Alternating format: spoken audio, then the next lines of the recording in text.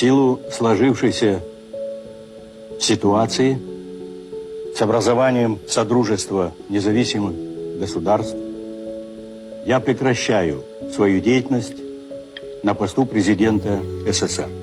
Советский Союз перестал существовать. Добросовестно выполнять возложенные на меня высокие обязанности президента Республики Казахстан.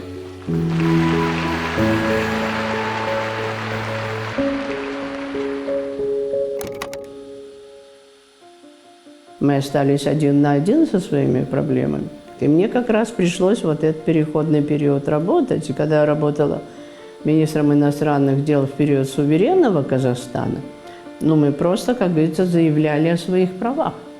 Мы говорили, да, мы приняли декларацию о суверенитете, о государственном суверенитете 25 октября. Поэтому мы стали, как говорится, немножко с центром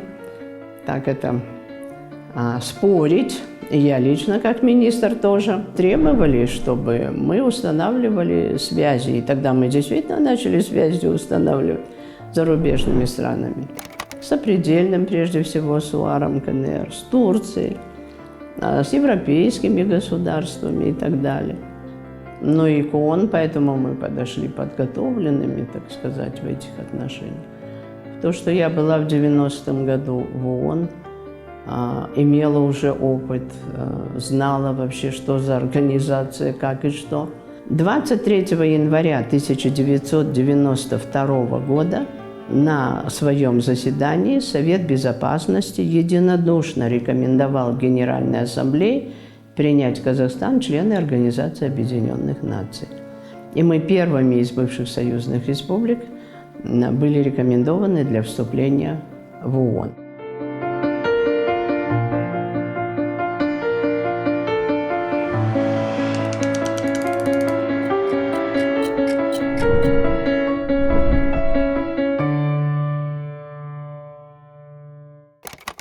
Воспоминания совсем недалекого по историческим меркам прошлого.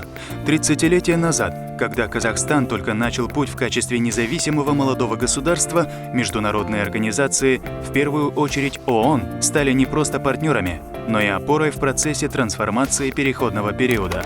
Они предоставили необходимую экспертизу и ресурсы для восстановления и развития ключевых сфер жизнедеятельности страны.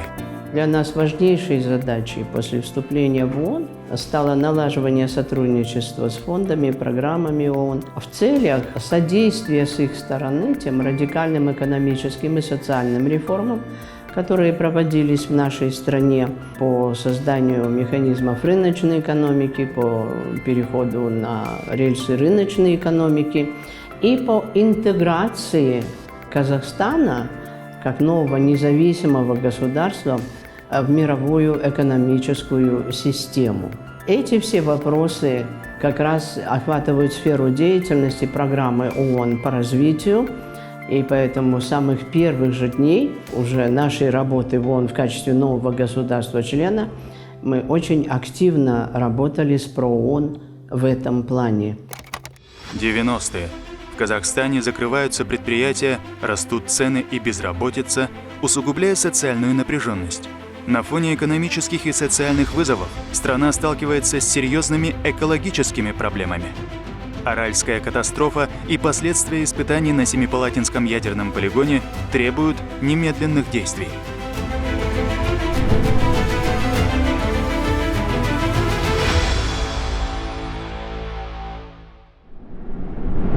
Когда программа развития ООН вступила на землю Казахстана, конечно же, краеугольным вопросом стояли экологические вопросы. Стоял Аральский регион, в то время были проблемы в Каспийском регионе. Конечно же, вопрос сам стал бывшего Семипалатинского ядерного полигона, восстановление этого полигона, потому что Невада-7 после движения закрытия полигона, да, и вот, конечно же, сама резолюция ООН, да, по закрытию. Вот эти все вопросы стояли, и тогда необходимость была в том, чтобы международная организация, в частности наша, помогла бы, да, по восстановлению этих территорий. В Аральском регионе программа развития ООН помогла решить множество экологических и социально-экономических проблем. Один из проектов – заповедник Барсакельмес, расположенный на одноименном острове посреди высохшего моря. Усилия ПРООН помогли сохранить этот оазис в пустыне, несмотря на экологическую катастрофу вокруг. Кроме того, эксперты программы работали над сдерживанием песков, которые разносило ветром на тысячи километров, нанося ущерб здоровью людей и сельскому хозяйству. Поддержку от программы получили местные предприниматели. Некоторые из них продолжают работать до сих пор, обеспечивая заработком местных жителей.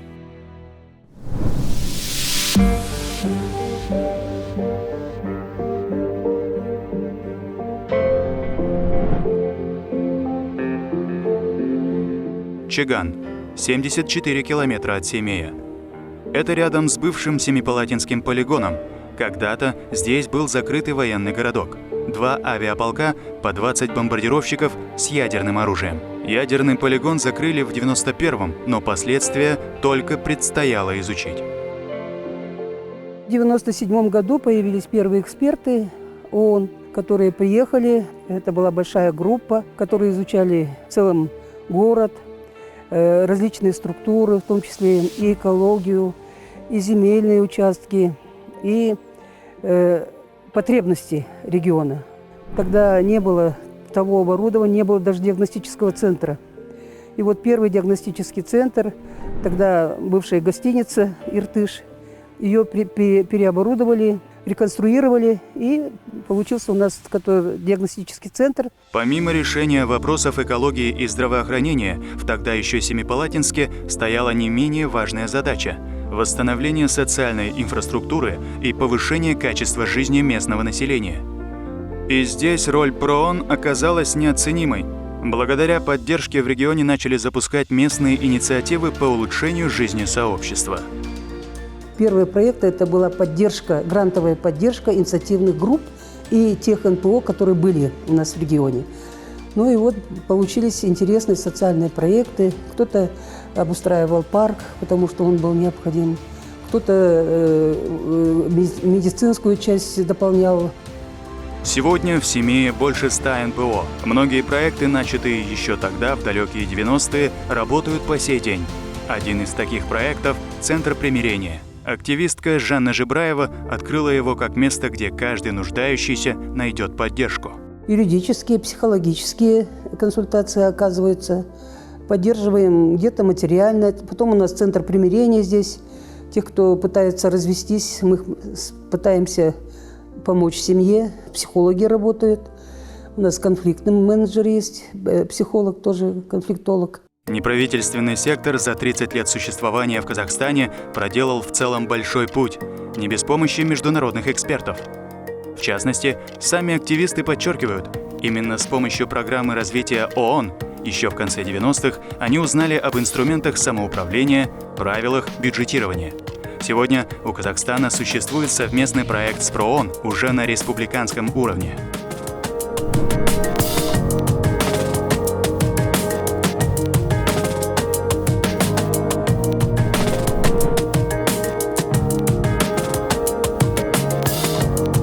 В целях развития местного самоуправления, это важнейшее направление развития страны, реализуется проект совместно с ПРООНом. Это методологическая поддержка для акимов сел, поселков, сельских округов, а также акимов городов районного значения. В рамках этого проекта проводятся семинары для всех акимов.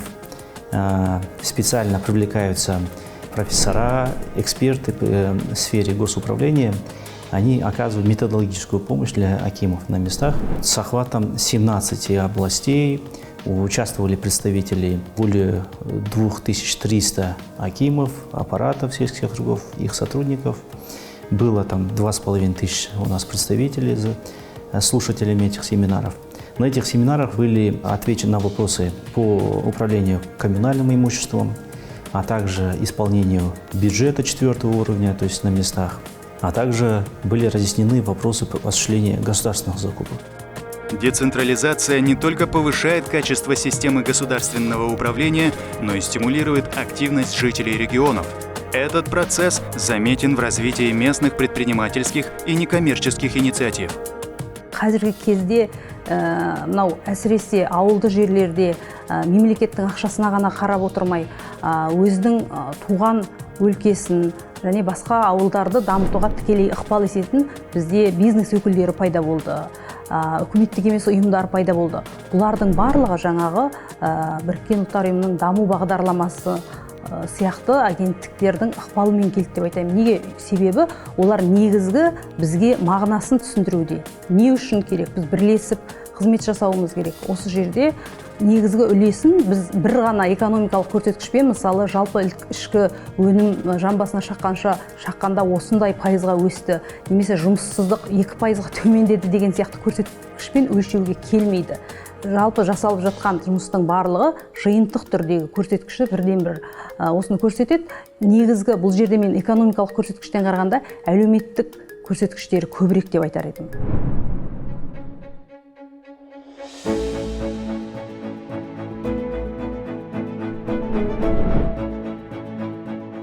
Успех политических реформ во многом определяется качеством государственного управления. Без квалифицированных, ответственных и эффективно работающих кадров даже самые продуманные преобразования обречены на провал.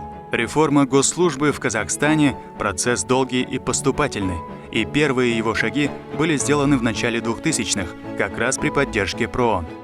В 2000-х годах, я думаю, сейчас тоже этот проект есть, но многие забывают, про это. Мы помогали тогда администрации президента вводить такой процесс оценка эффективности государственных органов. Вы знаете, на самом-то деле это было такое сложная реформа. Почему? Потому что в свое время этого не было, никто государственные органы не оценивал, никто не оценивал удовлетворенность населения государственными услугами, никто не оценивал эффективность программ, эффективность проектов, ничего такого не было. А это является фундаментальной основой государственного стратегического планирования, это большая часть административной реформы. Оно в свое время принесло динамизм в другом.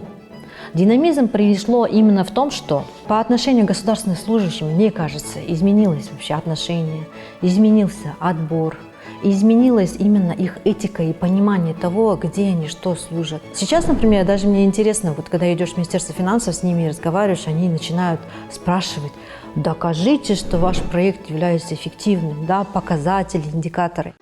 99 жылы мемлекеттік қызмет агенттігін басқаруға бірінші келгенде бізге ең алғашқы рет конкурстық іріктеуді енгізу керек болды. Бұл өте қатты қарсылыққа да ұшырады, себебі көптеген басшылар конкурстық іріктеуге қарсы болды.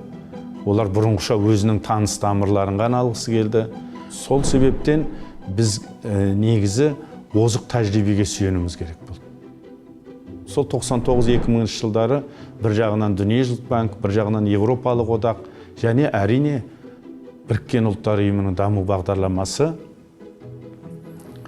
Қазақстан үкіметіне сараптамалық көмек көрсетті. Ал енді 2011 жылы мен мемлекеттік қызмет агенттігін қайтадан басшы болып келгенде, біз бірденнен жаңа реформа жасай бастадық. Оның бір бағыты кадрлар қызметінің әлеуетін көтеріп оларды кәсібилендіру. Эволюция государственной службы в Казахстане, начавшаяся в конце 90-х, продолжается. Теперь уже в соответствии с современными мировыми тенденциями. Государственные институты в стране не только стремятся соответствовать международным стандартам в области госуправления, но и активно адаптируются к потребностям населения. Примером этого является создание Конституционного суда в 2023 году, что отражает приверженность Казахстана к соблюдению международных норм и практик.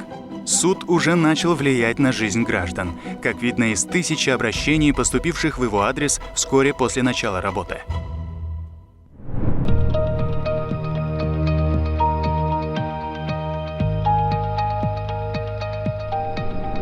Мы сейчас продолжаем сотрудничество и с представительством ООН, и с другими институтами, поскольку для нас очень важно, чтобы международные стандарты, именно позитивные, которые восприняты в практике многих государств по миру, у нас, можно сказать, 121 государство, которые создали подобные органы конституционного контроля в лице конституционных судов или конституционных советов. Но преимущественное большинство создали именно орган, который называется Конституционный суд. И, соответственно, в этом ключе для нас очень важно, чтобы цели устойчивого развития, предусмотренные в глобальной повестке ООН, вы знаете, это 17 целей, и среди них есть одна цель, которая связана с содействием построению миролюбивого и свободного открытого общества, в котором, соответственно, граждане получают широкий доступ к управлению на всех уровнях. Второе – равный доступ к правосудию. И третье – это эффективная работа подотчетных учреждений. Вот 3 основных момента. И поэтому наша задача сейчас в качестве Конституционного суда, во-первых, это выполнять эффективно миссию, связанную с предоставлением именно гражданам защиты. До прихода на позицию председателя Конституционного суда я выполняла миссию уполномоченного по правам человека. До этого я работала в качестве вице-министра юстиции. И этот проект мы совместно с ПРООН начинали еще будучи работая в Министерстве юстиции. И начинали с того, что мы усиливали судебную экспертизу, то есть мы пересмотрели методику дачи оценки судебными экспертами по делам, связанным с причинением пыток или других видов жестокого обращения, пересмотрели методику, то в последующем, уже работая на позиции уполномоченного по правам человека, мы подготовили обзор законодательства, связанный с медицинской помощью, оказанием медицинских услуг лицам, находящимся в учреждениях. Следующий момент – это фиксация.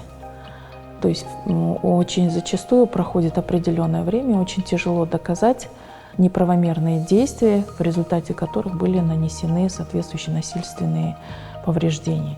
Это касается не только пыток, это касается и бытового насилия, которое становится актуальной темой каждый раз. И мы, соответственно, в итоге добились, что и медицина, медики Казахстана приняли протокол именно фиксации следов насильственных действий в соответствии со Стамбульским протоколом. Это руководство для именно государственных органов, для экспертов.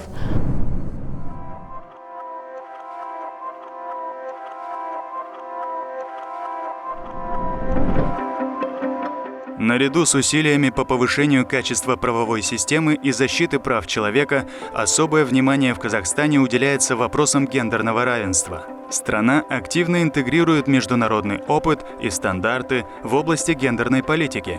Сотрудничество с ПРООН помогло Казахстану разработать и реализовать стратегии, направленные на улучшение положения женщин в обществе.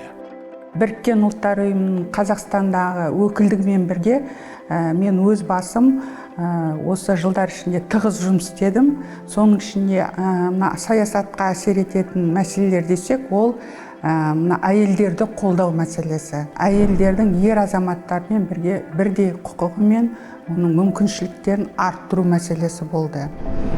Мысал келтіретін болсақ, бізде бірнеше үлкен құжат қабылданды. Бірінші 2006-2016 жылға әйелдердің гендерлік саясаттағы мәселесі жөніндегі үлкен стратегия болды. Осы стратегиялық құжатты дайындауда Біріккен ұлттар ұйымы өкілдігі жақсы көмектесті.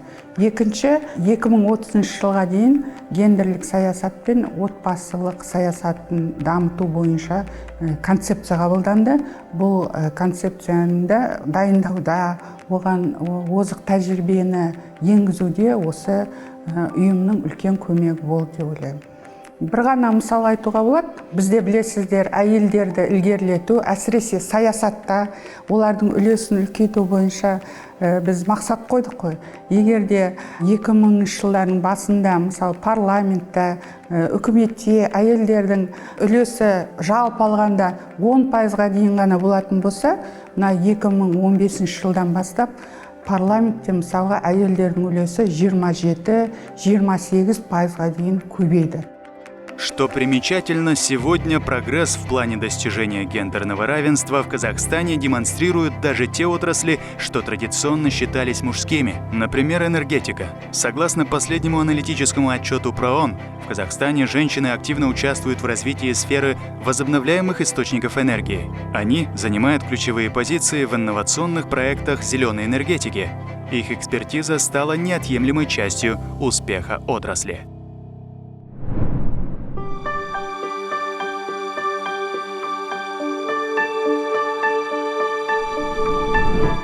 Сотрудничество ПРООН и правительства Казахстана оказало значительное влияние на стратегию страны в контексте устойчивого развития, начиная с разработки концепции зеленой экономики, по сути первого видения зеленого развития страны, до присоединения Казахстана к Парижскому соглашению и принятию стратегии низкоуглеродного развития.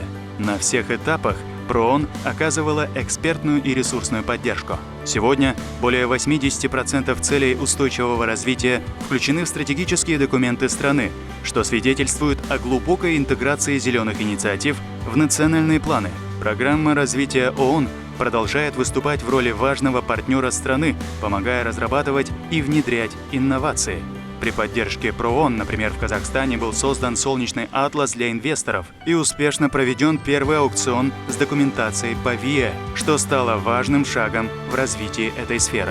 ПРООН, они были первые, кто пришел и начал продвигать идеи зеленой энергетики в Казахстане.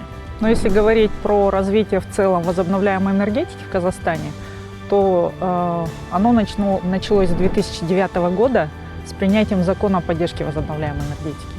Так вот, программа развития ООН еще за 10 лет до этого, еще в далеком 98-99 году, провели первые исследования ветрового потенциала в Казахстане. Дальше в период 2004-2011 годы проводились уже крупномасштабные исследования ветровой энергетики в Казахстане именно. В 2009 году программа развития ООН выпустила первый ветровой атлас Казахстана. На данной карте были как раз помечены те участки, которые наиболее выгодны для развития ветроэнергетики.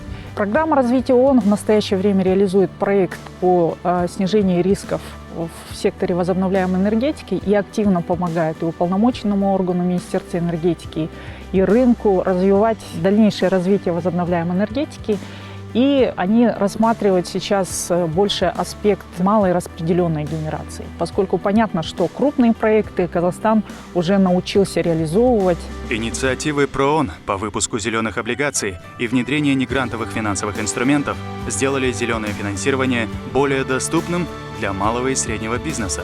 Эти шаги радикально изменили рынок зеленого финансирования в стране, позволяя привлечь дополнительные частные инвестиции в возобновляемую энергетику, энергоэффективность и сохранение биоразнообразия. Сотрудничество с программой развития ООН дало такой толчок в развитии именно зеленых проектов в Казахстане в целом, и поэтому фонд АМУ стратегически решил также идти в данном направлении. То есть сейчас у нас в стратегии одним из направлений является поддержка зеленых проектов, и в 2017 году это был такой, скажем так, пробный, скажем так, старт поддержки такого рода проектов. Более того, после этого в 2019 году было подписано новое соглашение, которое было именно нацелено на поддержку проектов ВИЭ среди МСБ. И в 2022 было подписано третье соглашение с программой развития ООН в рамках инструмента гарантирования.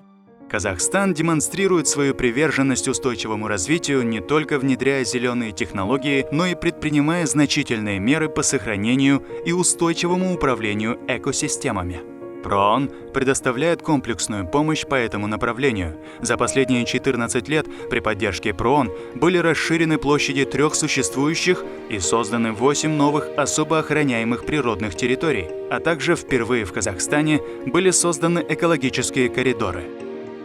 Совместно ПРООН сегодня проводятся или реализуются активно конкретные проекты, например, по реинтродукции туранского тигра. Сегодня, благодаря совместной работе, мы сохранили и увеличили популяцию снежного архара.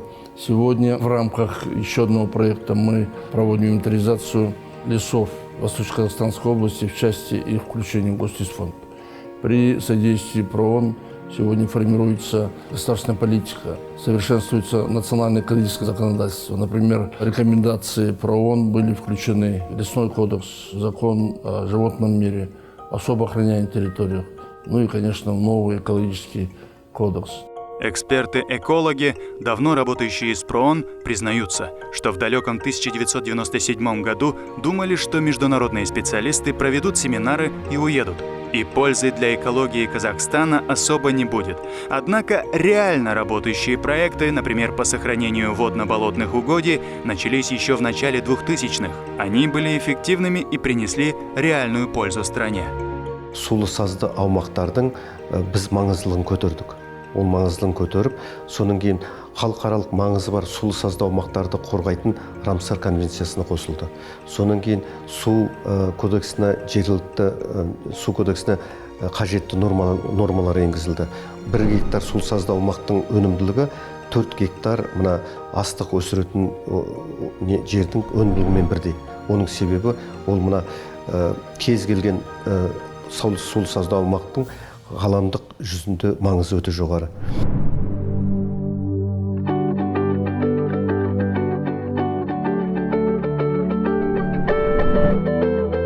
На пороге 4-го десятилетия независимости Казахстан достиг впечатляющих результатов в различных областях развития.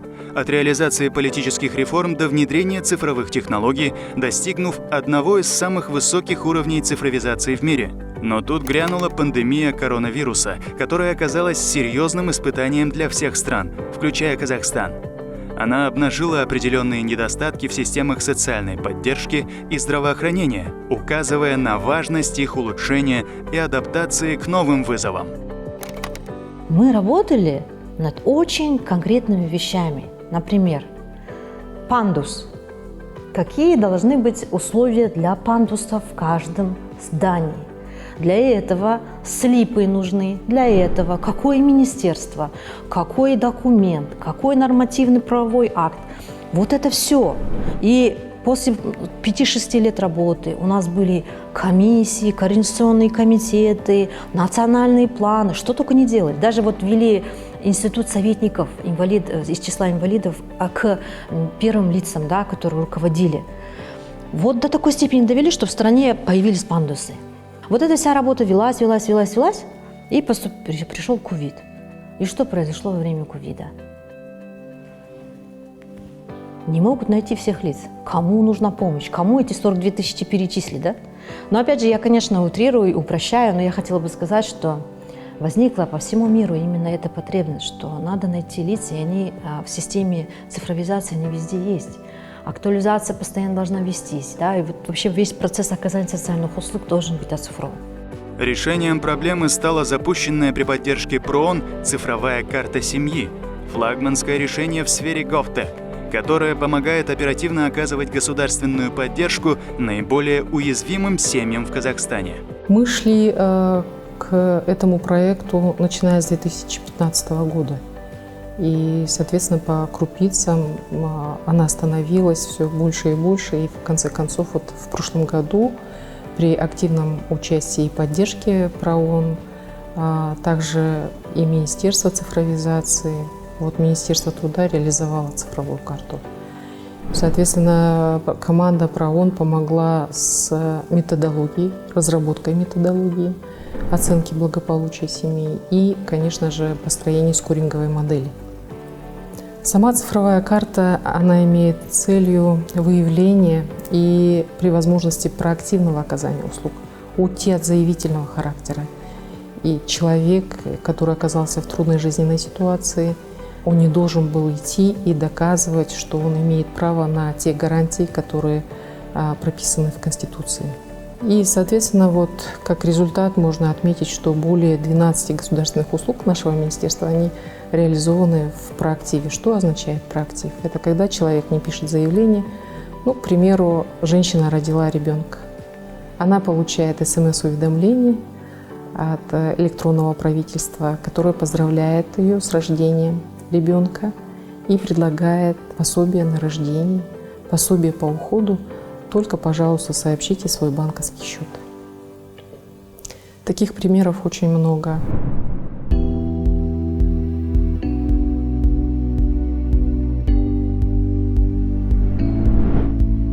Прошедшие 3 десятилетия в истории страны следует рассматривать с разных ракурсов, и оценки этого периода могут отличаться. Однако существуют объективные критерии, которые позволяют оценить достижения в широком контексте. В картине глобального развития Казахстан успешно продвигается вперед, поднявшись на уровень выше среднего.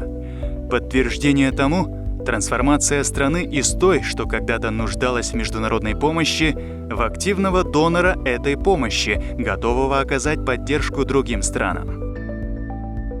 Мы сегодня, конечно, можем похвалиться своими успехами. И вот с точки зрения ПРООН я бы хотел сказать, что сегодня, конечно, Казахстан достиг такого уровня развития, когда мы вошли в категорию стран выше среднего развития. Что говорит о том, что мы не можем сегодня рассчитывать на какие-то финансовые средства из бюджета самой организации, но мы можем сегодня работать с различными частными инвесторами, различными международными финансовыми институтами.